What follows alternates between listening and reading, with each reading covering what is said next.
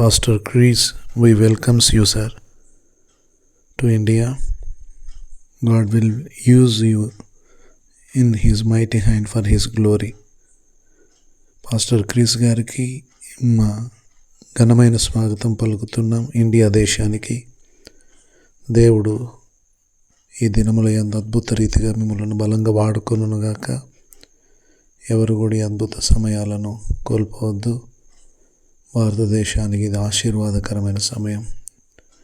ఒక గొప్ప అభిషక్తుడు, ప్రార్థన పరుడు, దేవుని చేత వాడబడుతున్న దైవజనుడు, దేవుడు పంపిన మనుషుల్లాగా దేవుడిచ్చిన సమయంలో వచ్చి ఉంటుండగా ఆ దైవిక సన్నిధిని అనుభవిస్తూ ఈ సభ ద్వారా, ఈ కూడిక ద్వారా మనం దీవించబడదాం.